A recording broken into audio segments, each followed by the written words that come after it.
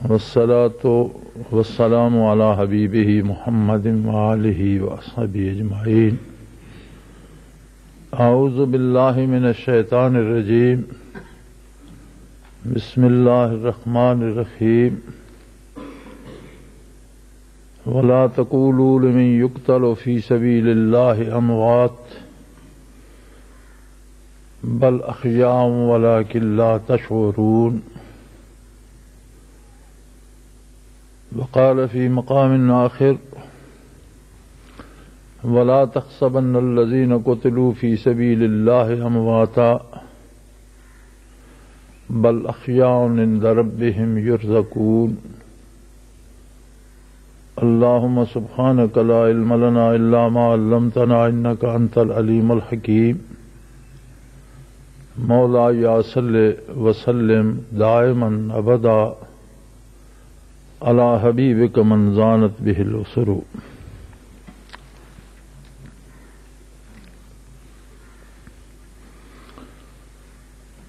موت و حیات اس کائنات کا ایک دائمی سلسلہ ہے جو قیامت تک چلتا رہے گا، چل رہا ہے۔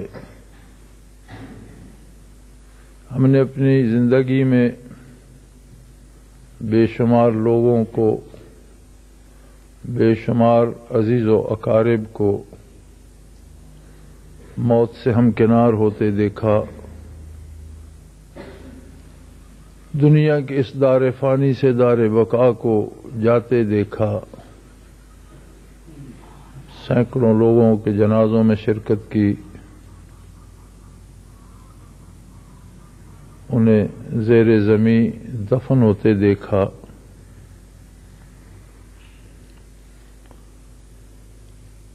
موت کیا ہے اور حیات کیا ہے؟ اسلام کے مطابق انسان اللہ کی بہت اعلی تخلیق ہے، اور کائنات کا یہ سارا چمن، دنیا کی یہ ساری نعمتیں، آخرت کے تمام مقامات انسان ہی کے لیے بنائے اور سجائے گئے ہیں۔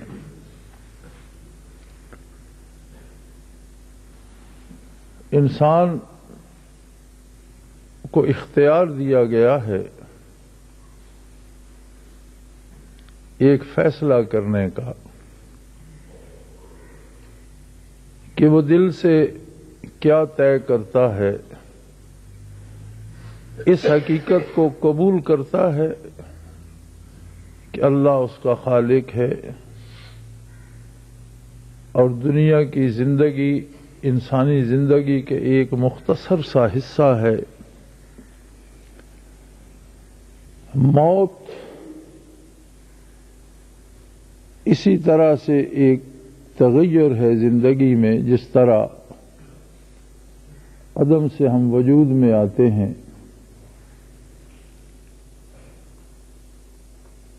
جس طرح کوئی بچہ اس دنیا میں پیدا ہوتا ہے، زندگی شروع کرتا ہے، اسی طرح مرنے والا اس دنیا سے اگلی دنیا میں برزخ میں پیدا ہوتا ہے یا وارد ہوتا ہے یا زندگی شروع کرتا ہے۔ برزخ بھی ایک حصہ ہے انسانی زندگی کا، جو اس دنیا سے قدر مختلف ہے، اور پھر قیامت قائم ہوگی۔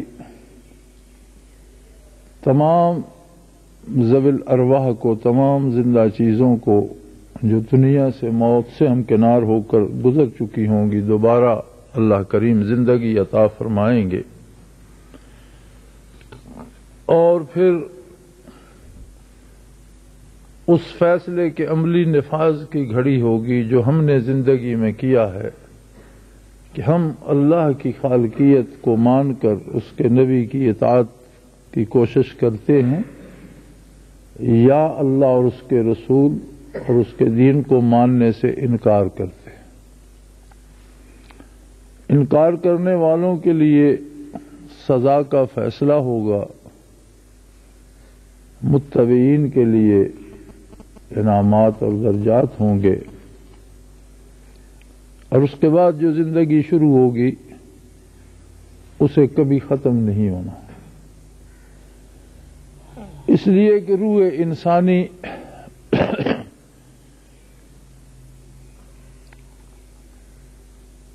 اللہ کے امر میں سے ہے۔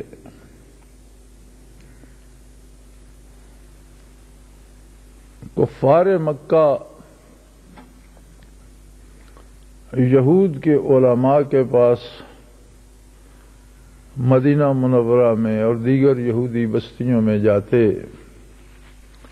اور مشرکین مکہ ان سے سوال سیکھتے کہ تم کتاب کے عالم ہو، ہمارے ہاں ایک شخص نے نبوت کا دعویٰ کیا ہے، تو کس طرح کی بات ان سے پوچھی جائے، کون سے سوالات کیے جائیں کہ پتہ چلے نبی برحق ہے یا نہیں۔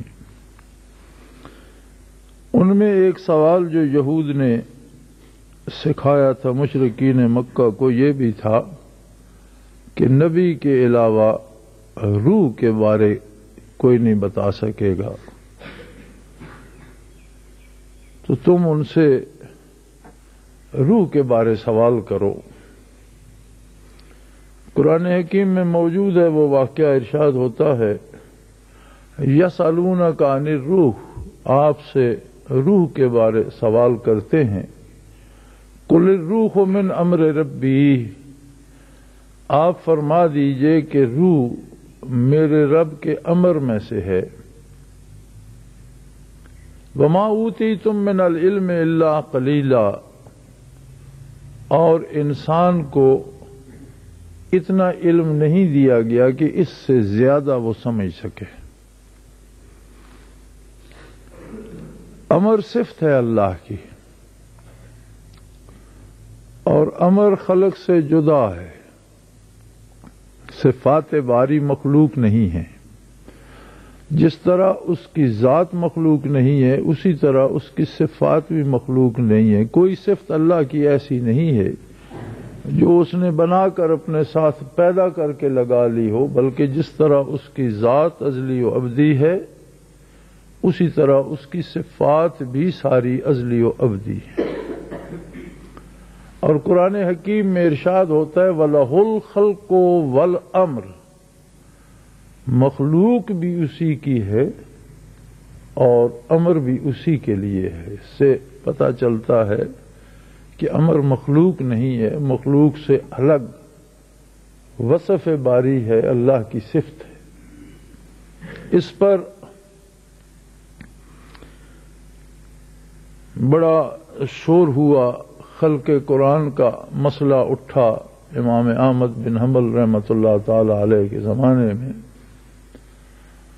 اور بادشاہ وقت اس بات کا قائل تھا کہ قرآن مخلوق ہے، اللہ کے سوا ہر چیز مخلوق ہے اور قرآن بھی تو اللہ کے سوا ہے، جبکہ امام صاحب رحمۃ اللہ تعالی علیہ نے فرمایا کہ قرآن اوراق کا نام نہیں ہے، الفاظ ٹنڈوں اور گھیروں اور سیاہی کا نام نہیں ہے، قرآن وہ مفاہیم ہیں جو صفحہ کرتاس پر لکھے ہوئے یہ الفاظ ظاہر کرتے ہیں، اور وہ مفاہیم مخلوق نہیں ہیں، وہ کلام باری ہے، کلام صفت ہے اللہ کی۔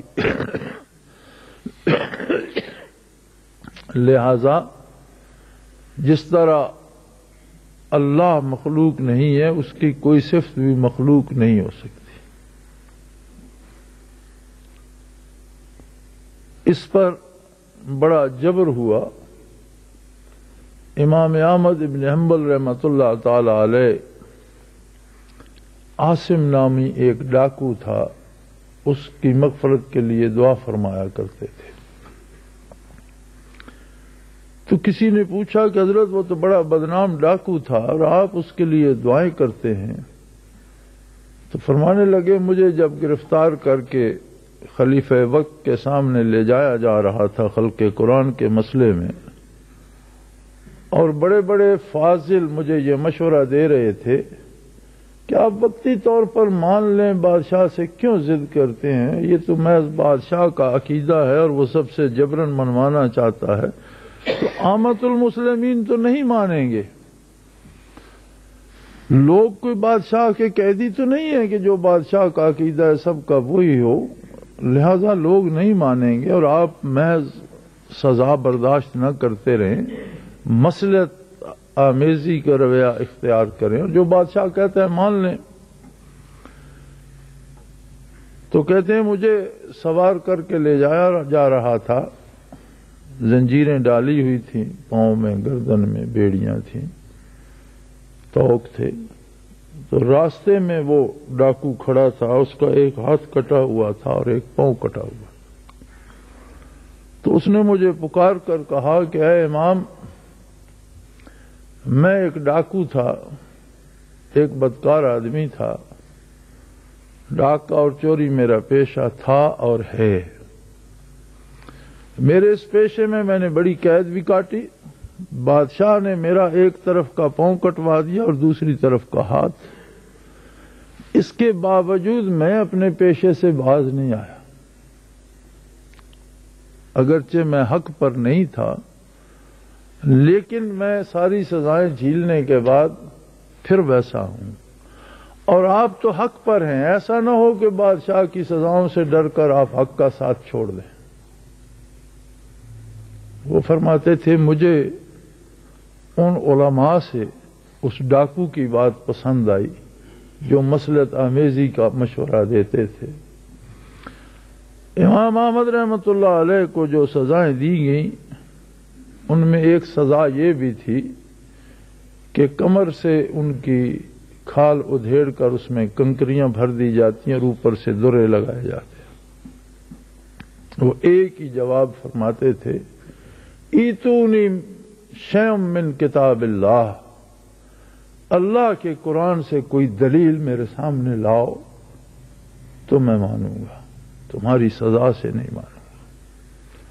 چنانچہ اس عقیدہ فاسدہ کی جڑ امام احمد رحمۃ اللہ تعالی علیہ کی استقامت سے اکھڑ گئی اور یہ عقیدہ آگے نہ چل سکا. تو اللہ کا امر بھی اس کی صفت ہے. روح انسانی امر الہی سے ہے اور اللہ کی ذات ابدی ہے، اس کی صفات بھی ابدی ہے. روح کس طرح امر سے بنی، کیسا پرتو ہے، کیسی تجلی ہے، کس طرح سے اللہ نے تخلیق کی، فرمایا انسانی عقل اس بات کو نہیں سمجھ سکتا. لیکن ایک بات حتمی ہے کہ جب امر فانی نہیں ہے تو روح بھی فانی نہیں ہے. روح بھی ہمیشہ، انسانی روح ہمیشہ رہے گی. اگر انسانی روح ہمیشہ رہے گی تو جس بدن میں وہ مقیم رہی وہ بدن بھی اس کے ساتھ ہمیشہ رہے گا. یہ عقیدہ ہے بنیادی اسلام کا. اہل مغرب کے عقائد مختلف ہیں. کوئی کہتا ہے انسان بندروں سے ترقی کر کے بن گیا، کوئی مختلف رائے دیتا ہے. ایک تاریخ کے استاد تھے، وہ جب ڈارون کی یہ تھیوری پڑھایا کرتے تھے کہ بندروں سے ترقی کر کے انسان بن گئے، تو وہ کہتے تھے تمہارے باپ دادا بندروں سے بنے ہوں گے، ہمارے باپ دادا کو تو اللہ نے انسان ہی پیدا کیا تھا.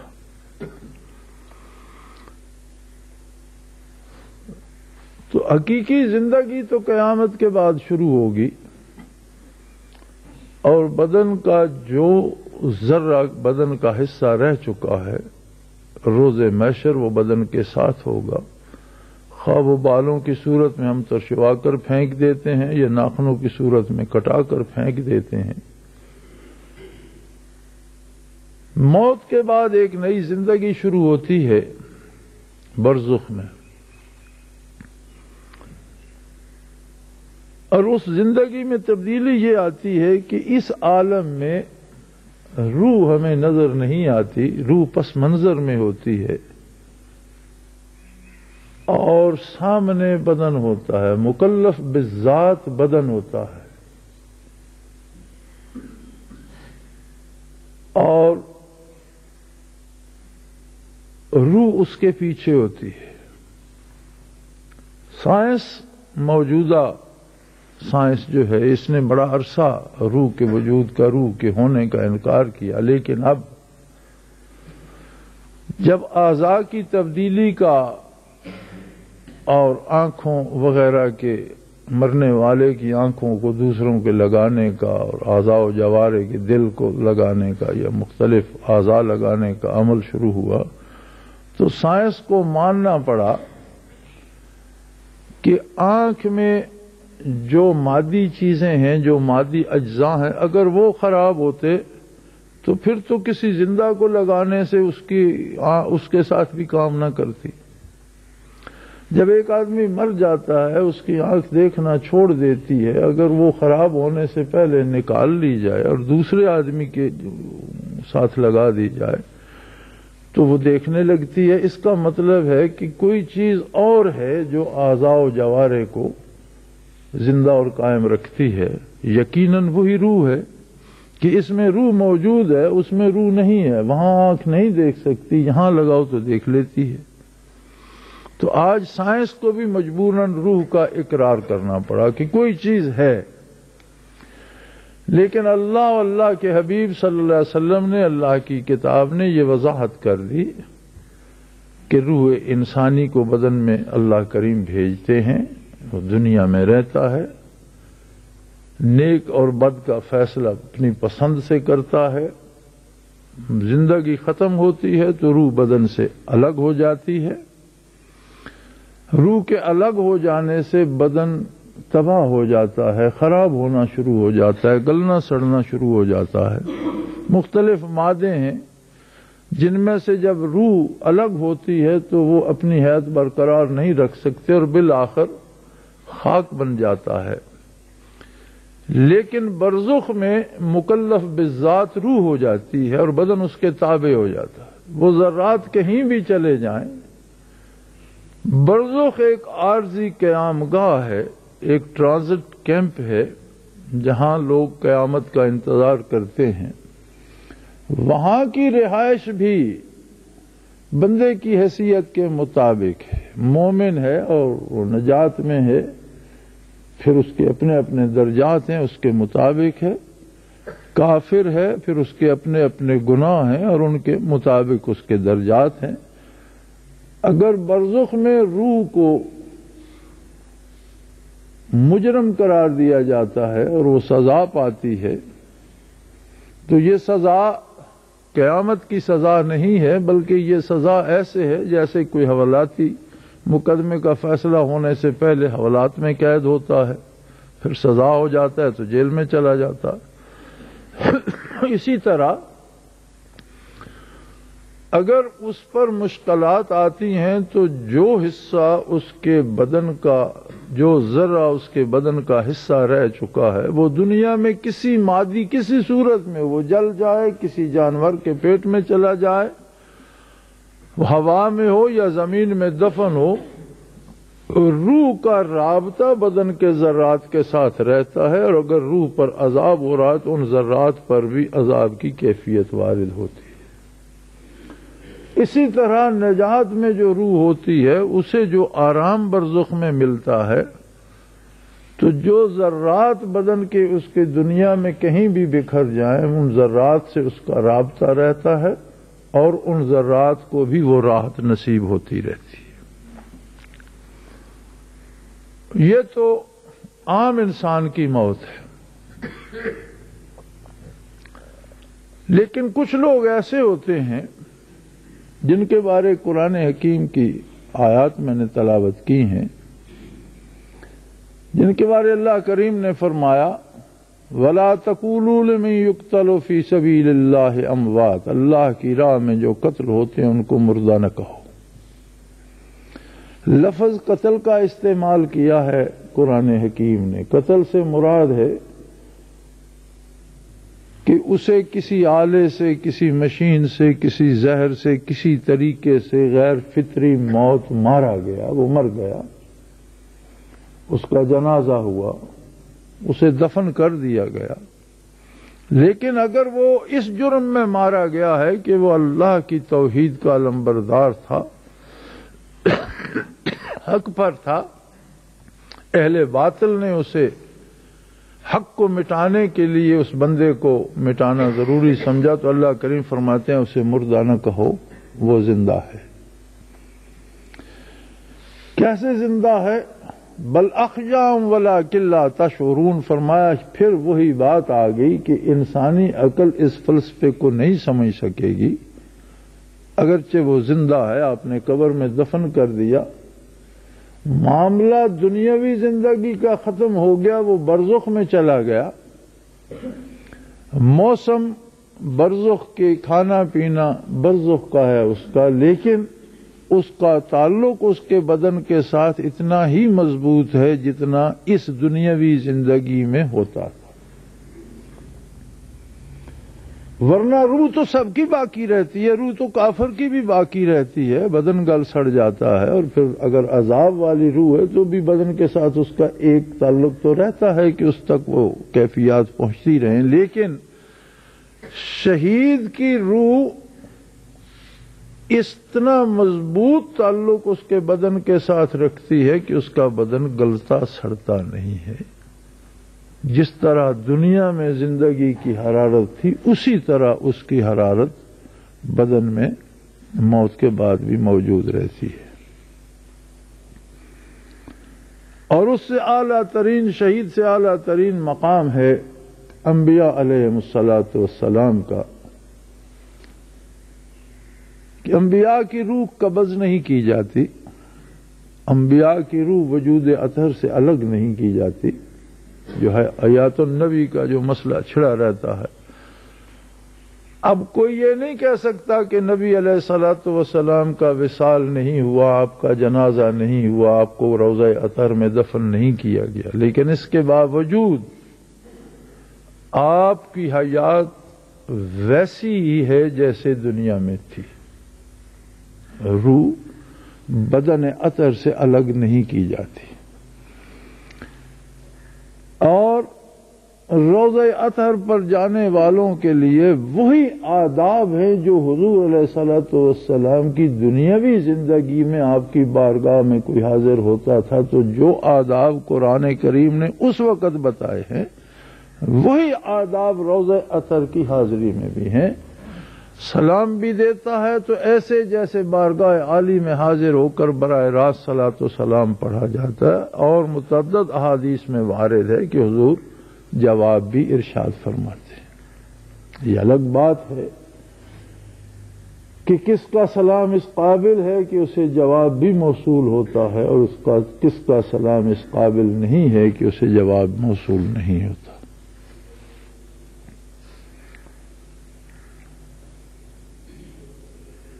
نبی علیہ الصلوۃ والسلام کی ذات بابرکات کا جہاں تک تعلق ہے تو اس بات پر علماء کا اتفاق ہے کہ اللہ کی تخلیق میں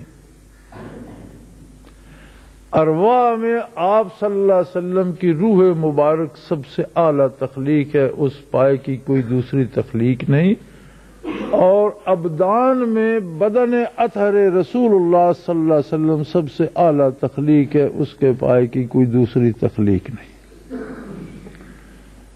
فضیلت کا جب باب آتا ہے اور بحث چلتی ہے تو کہا یہ جاتا ہے، علماء کی رائے یہ ہے کہ جہاں کعبۃ اللہ ہے،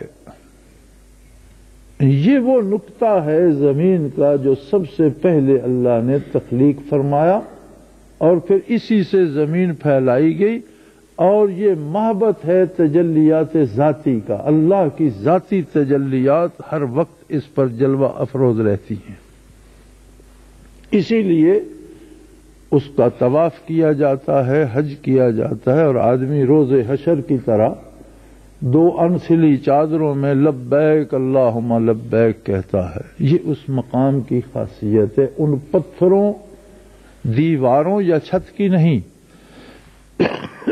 اگر وہی دیواریں، وہی پتھر، وہی چھت وہاں سے اٹھا کر کسی اور جگہ بنا دی جائے تو اس کو وہ فضیلت نصیب نہیں ہوگی. وہ پتھروں کی یا دیواروں کی یا لکڑی کی یا چھت کی یا دروازے کی بات نہیں، اس مقام، اس نقطے کی بات ہے جو اول تخلیق ہے اور جو تجلیات الہی کے ظہور کا مقام ہے. اور روح زمین پر فرماتے ہیں کہ ساری مخلوق سے افضل وہ ٹکڑا ہے، وہ نقطہ ہے جہاں بیت اللہ ہے، مگر نبی علیہ الصلوۃ والسلام روضہ اطہر میں جہاں آرام فرما ہے اور آپ کے بدن اطہر سے جو زمین مس ہو رہی ہے وہ فرماتے ہیں وہ بیت اللہ سے افضل ہے.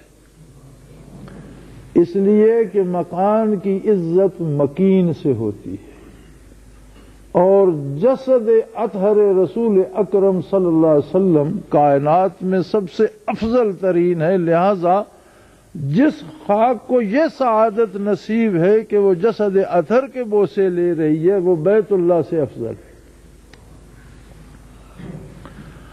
اب حیات النبی کو لیجئے، اور اگر یہ کہا جائے کہ حضور علیہ الصلوۃ والسلام کی روح اطہر بدن عالی سے جدا ہو کر اعلیٰ علیین میں جنت الفردوس میں مقیم ہے، تو جنت الفردوس ہو یا اعلیٰ علیین ہو یا عرش عظیم ہو، کوئی بھی وجود محمد الرسول اللہ صلی اللہ علیہ وسلم کے وجود سے زیادہ معزز نہیں ہے. ساری عظمتیں وہاں آ کر ختم ہو جاتی ہیں. تو خدا نہ خواستہ یہ فلسفہ تو الٹ جائے گا کہ روح اطہر پہلے تو بدن اطہر میں سب سے اعلیٰ مقام میں تھی اور اب الگ کر کے اس سے کمتر درجے میں رکھ دی گئی، اور یہ کیسے ممکن ہے؟ ہاں، یہ الگ بات ہے کہ وصال کے بعد دنیاوی موسم اثر نہیں کرتے، دنیاوی غذا نہیں چاہیے ہوتی، دنیا کے شب و روز نہیں ہوتے. شب و روز برزخ کے ہوتے ہیں، احکام برزخ کے ہوتے ہیں، حیات برزخ کی ہوتی ہے، لیکن وجود اثر میں حیات ویسے ہی باقی ہے جیسے دنیاوی زندگی میں موجود تھی، اور روح اثر اسی طرح جلوہ افروز ہے بدن اثر میں. میں کئی دفعہ بیان کر چکا ہوں کہ جب اہل مغرب نے اور یہودیوں نے سازش کی اور سلطان نور الدین زنگی کو حضور علیہ السلام نے خواب میں حکم دیا اور اس نے مدینہ منورہ آ کر اس سازش کا سد باب کیا، تو یہ جو جعلی روضہ اطہر کی ہے یہ سلطان نور الدین زنگی کی بنائی ہوئی ہے، اور اس نے کھدائی کر کے روضہ اطہر کی دیواروں کی کھدائی کر کے بہت دور تک وہ بنیادیں لے گئے جہاں پانی آ گیا، جہاں سے نیچے کھدائی ممکن نہ تھی، تو وہاں سے سیسا بھروانا جو 7 دھاتیں ملا کر بنایا جاتا ہے بھروانا شروع کیا. زمین تک وہ سیسا بھرا ہوا ہے اور اوپر جعلی اطہر بنی ہوئی ہے. تاریخ گواہ ہے کہ اس کھدائی میں چونکہ جہاں حضور کی قبر اطہر ہے، ساتھ سیدنا ابوبکر صدیق کی قبر اطہر ہے، تو آپ کا ابوبکر صدیق رضی اللہ عنہ کا سر مبارک حضور کے شان مبارک کے پاس ہے، اتنی آگے کر کے. پھر فاروق اعظم رضی اللہ عنہ کا سر مبارک ابوبکر صدیق کے شان مبارک کے پاس ہے، تو ان کے پاؤں مبارک اگلی دیوار سے لگ گئے. جب روضہ اطہر کی دیوار کی کھدائی ہوئی اور دیوار نکالی گئی تو فاروق اعظم رضی اللہ عنہ کے پائے مبارک ننگے ہو گئے، جن پر اذخر کی گھاس ڈال کر انہوں نے ڈھانپے، اور وہ اسی طرح تھے جس طرح دنیاوی حیات میں ہوتے. سیدنا امیر معاویہ رضی اللہ عنہ کے زمانے میں نہر زبیدہ میں توسیع کی گئی اور مکہ مکرمہ سے مدینہ منورہ پانی لایا گیا. نہر کی کھدائی اس جگہ سے گزری جہاں شہدائے احد دفن تھے. چنانچہ تمام شہداء کو پہلے یہ گھاٹی میں دفن تھے، گھاٹی سے منتقل کر کے جہاں اب سیدنا امیر حمزہ رضی اللہ عنہ کا مزار ہے، ایک سامنے ہے، باقی گراؤنڈ بنا دی گئی ہے، تمام شہداء کو جہاں دفن کیا گیا وہ حویلی بہت کھلی ہے اور صرف مزار کا نشان حضرت حمزہ رضی اللہ عنہ کا ہے۔ جب شہداء کی قبور کھولی گئی تو احد کو 40 برس کا عرصہ گزر چکا تھا۔ حضرت حمزہ رضی اللہ عنہ کی قبر مبارک کھولتے ہوئے کدال کی چھوٹی سی چوٹ ان کے پائے مبارک پر لگ گئی اور خون جاری ہو گیا۔ وصال کو، شہادت کو 40 برس گزر چکے تھے، لیکن چوٹ لگنے سے اسی طرح خون جاری ہو گیا جس طرح دنیا میں زندہ آدمی کو چوٹ لگنے سے ہوتا ہے۔ اب یہ بات صرف 40 سالوں یا 100 سال کی نہیں، بلکہ موجودہ جب مسجد نبوی کی توسیع کی گئی تو اس توسیع میں تقریباً مدینہ منورہ کا قدیم شہر عہد نبوی کا اور قدیم قبرستان بھی آ گیا۔ شہر کے باہر جہاں قبرستان تھا، حضور علیہ الصلوۃ والسلام کے والد گرامی حضرت عبداللہ کا وصال مدینہ منورہ میں ہوا دوران سفر، اور یہیں دفن ہوئے۔ ترکوں نے آپ کے مدفن پر بہت بڑی عمارت بنائی تھی، ہم نے وہ مدفن اور عمارت کی زیارت کی۔ سعودی حکومت نے مکفل کر رکھی ہوتی تھی، لیکن بہت بڑی عمارت تھی، درمیان میں قبر کا تعویذ اور اس کی عمارت تھی، اور گردا گرد خدام کے کمرے اور بہت بڑی حویلی تھی، جو حویلی ہم نے بھی جس کی زیارت کی۔ اس وقت مسجد نبوی وہی قدیم تھی، لیکن جب یہ توسیع جو نئی حکومت نے کی ہے، جب یہ توسیع شروع ہوئی تو وہ سارا علاقہ مسجد کے نقشے میں آ گیا، اور اب وہ جگہ مسجد کے اندر داخل ہے۔ تو کھدائی کے دوران حضور کے والد گرامی کا جسد پاک بھی نکالا گیا، جو حضور کی ولادت سے پہلے جن کا وصال ہوا تھا، وہ بھی تر و تازہ تھا۔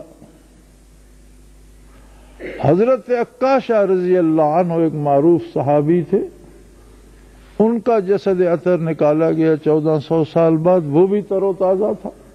اور ایک اور صحابی جن کا مجھے نام بھول رہا ہے، ان کا جسد اطہر نکالا گیا، جو پاکستان کے دنیا بھر کے اخباروں میں بھی چھپا، اور یہ تمام اجساد جو وہاں سے نکلے جنت البقیع میں دوبارہ دفن کیے گئے، اور وہ جگہ مسجد نبوی میں شامل کر دی گئی۔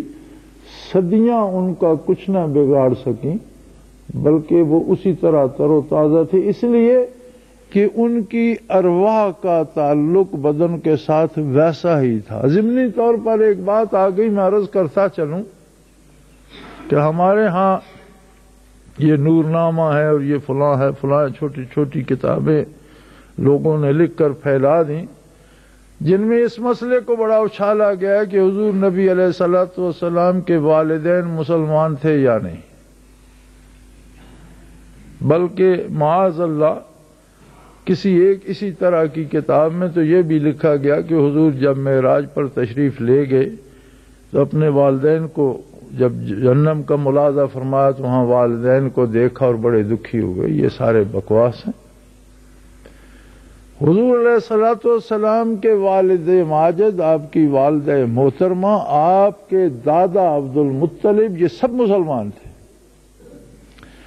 اس لیے کہ بعثت نبوی سے پہلے اسلام صرف یہ تھا کہ اللہ کی توحید کا اقرار کیا جائے، جسے وہ واحد لا شریک مانتے تھے۔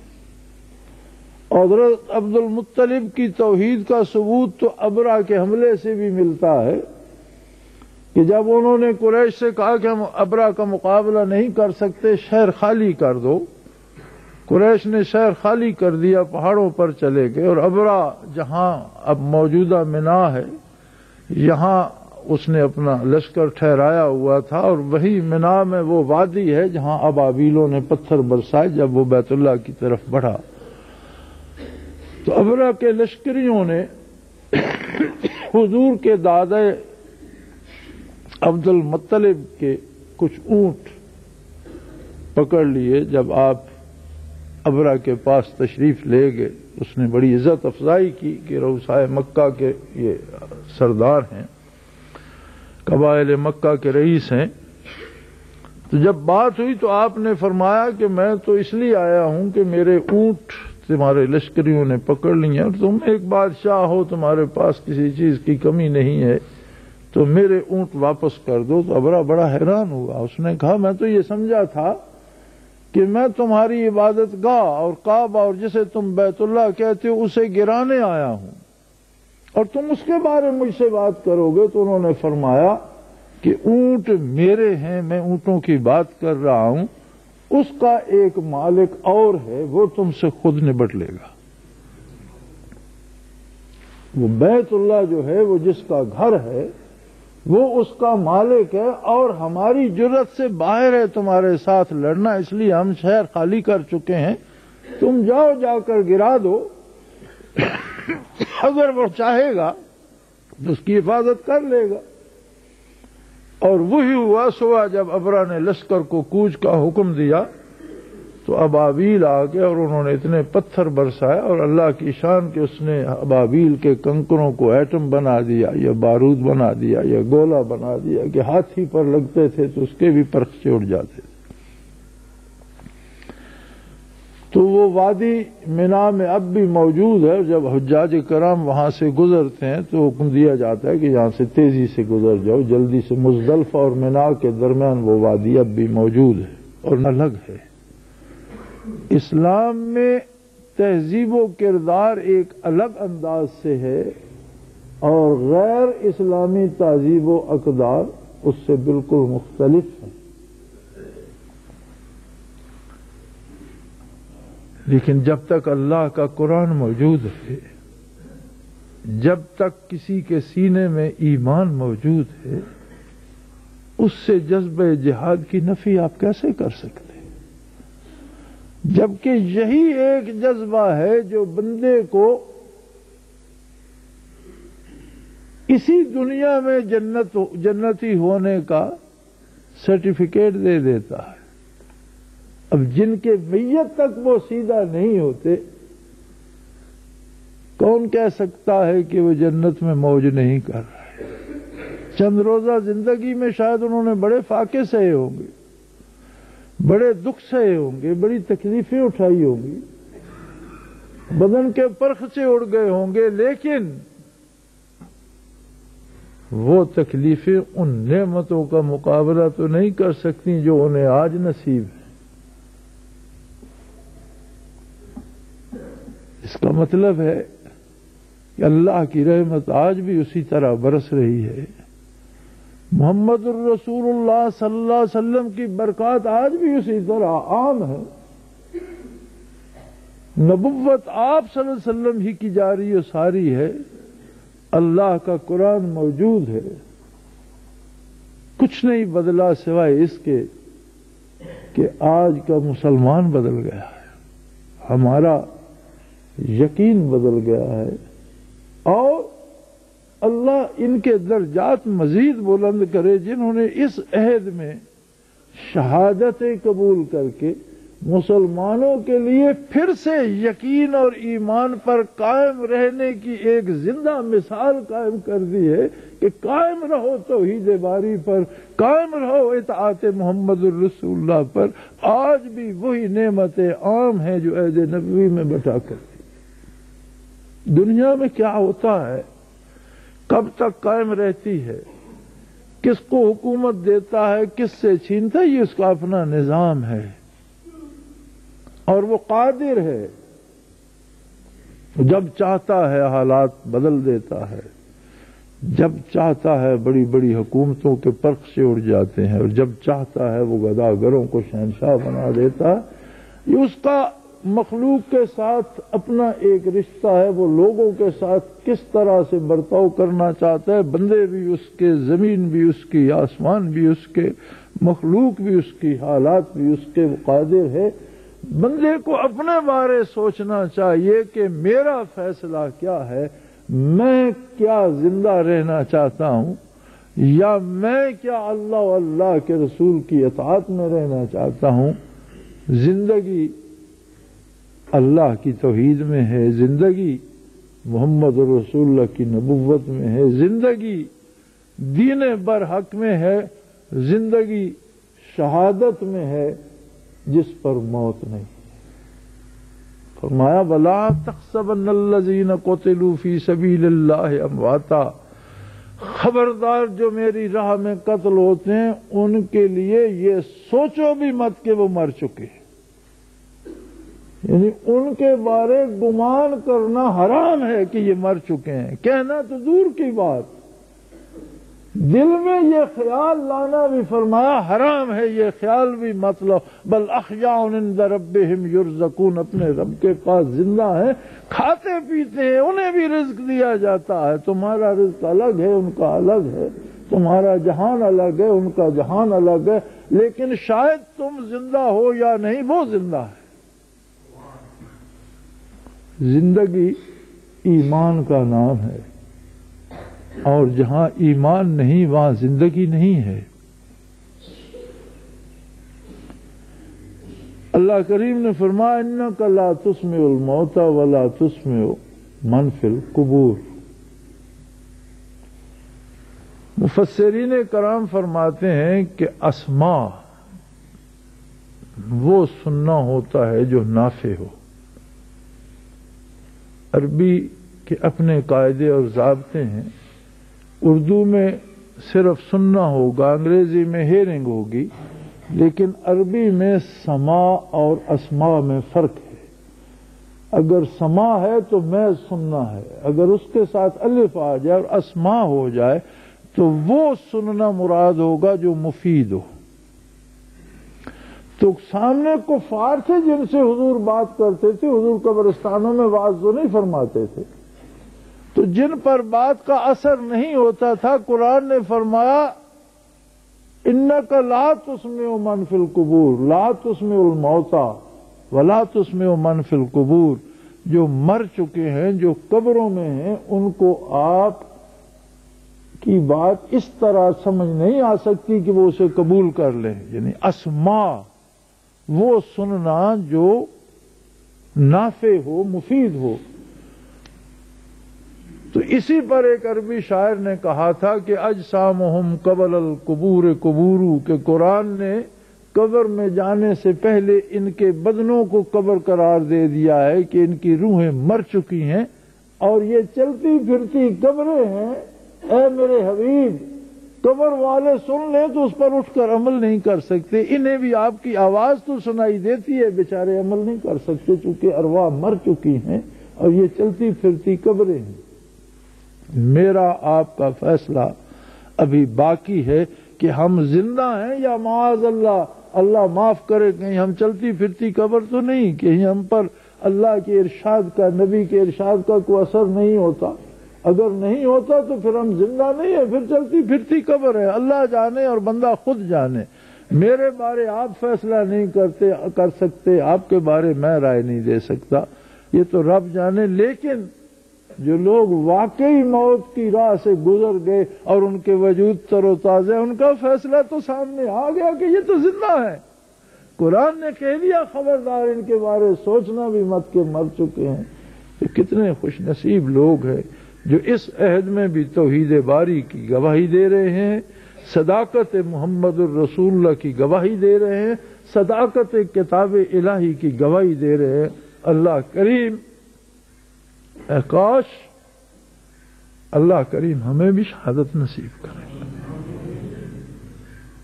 آخر دعوانا الحمدللہ.